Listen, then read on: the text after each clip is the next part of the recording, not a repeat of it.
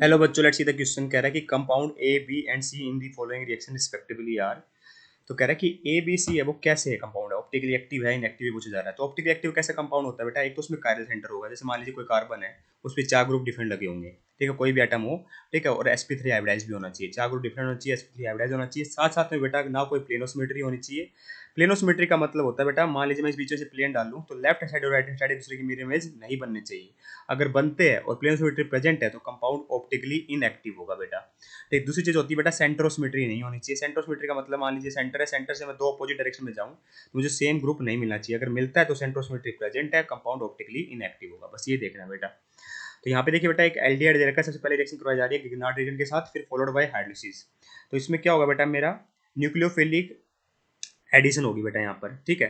Grignard reason क्या करेगा बेटा, मेरा न्यूक्लियोफिलिक एडिशन रिएक्शन शो करेगा। CH3 MgBr है, इसके ऊपर पार्शियल नेगेटिव चार्ज होगा, इसके ऊपर पार्शियल पॉजिटिव होगा, ये जाके क्या करेगा, न्यूक्लियोफिलिक एडिशन करेगा यहाँ पर, ठीक है। फिर फॉलोड बाय हाइड्रोलिसिस क्या होगा बेटा, यहाँ पर फर्दर हाइड्रोलिसिस करके हम फाइनली क्या मिलेगा, एल्कोहल मिलेगी, दैट इज CH3, यहाँ पे COH, यहाँ पे H और ये CH3। तो मुझे साफ दिखाई दे रहा है बेटा, जो पहला कंपाउंड बना उसको तो सेम दो ग्रुप सेम ही आ गए बेटा, कोई कायरल कार्बन है ही नहीं, है ना, दो मिथाइल ग्रुप लग गए यहाँ पे सेम। तो इसका मतलब कि कार्बन कायरल नहीं है, तो ये ऑप्टिकली इनएक्टिव है ना। पहला तो ऑप्टिकली इनएक्टिव है, कंफर्म हो गया। तो यहाँ एक्टिव लिखा है, यहाँ एक्टिव लिखा है, तो ऑप्शन नंबर 1 और 2 तो हो गए आउट। फिर कहता है ये ए है ना बेटा। फिर फर्दर बेटा इसकी क्या कराई जा रही है, H2SO4 फॉलोड बाय हीट। इसका मतलब क्या हुआ बेटा, यहाँ पे हमारा एलिमिनेशन टेक प्लेस करेगी ना, ठीक, एलिमिनेशन टेक प्लेस की तो डिहाइड्रेशन होगा बेटा, OH जाएगा और यहाँ से एक CH3 से H चला जाएगा, तो बेटा क्या बनेगा यहाँ पर, वाटर का रिमूवल होकर CH2 डबल बॉन्ड C, यहाँ पे H है और यहाँ CH3 है ना।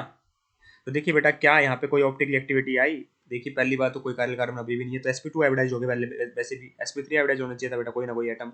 ये भी ऑप्टिकली इनएक्टिव होगा, तो यहाँ ऑप्टिकली इनएक्टिव लिखा है, यहाँ एक्टिव लिखा है, तो ऑप्शन नंबर 4 तो आउट ही हो गया बेटा। अब देखिए बेटा, हाइड्रोबोरेशन ऑक्सीडेशन, इसमें क्या होता है बेटा, हाइड्रोबोरेशन ऑक्सीडेशन में हमारा वाटर का H और H पॉजिटिव आयन और OH नेगेटिव का एडिशन होता है ना, एल्किन पे, by following the anti Markovnikov effect. Anti Markovnikov effect क्या कहता है बेटा, H वहां जाता है जहाँ पे H कम है, ठीक है, इस डबल बॉन्ड के राउंड, तो H इस साइड कम है बेटा, इस साइड क्या ज्यादा है, तो इसमें क्या बनेगा फाइनली, और उस साइड क्या जाएगा बेटा, मेरा OH जाएगा, तो यहाँ बनेगा CH2OH, ठीक है। यहाँ आएगा बेटा मेरा कार्बन, यहाँ पे हाइड्रोजन, यहाँ हाइड्रोजन और यहाँ आ जाएगा बेटा CH3। तो इसमें भी देख रहा हूँ कोई भी ये मेरा कायरल कार्बन नहीं है, यहाँ भी कोई कायरल कार्बन नहीं है बेटा, देखो, है ना। यहाँ पे क्या बेटा, दो हाइड्रोजन लगे हुए हैं, ठीक है, इस पे भी दो हाइड्रोजन है, इस पे तीन हाइड्रोजन हो गए, तो कोई भी कायरल कार्बन नहीं है, तो इसका मतलब ये भी ऑप्टिकली इनएक्टिव है। तो यहाँ फिर से ऑप्टिकली इनएक्टिव लिखा हुआ है, तो option number 3 is perfectly correct here. तीनों तीनों बेटा हमारे कंपाउंड ABC ऑप्टिकली इनएक्टिव थे। I hope you got the answer. Thank you so much.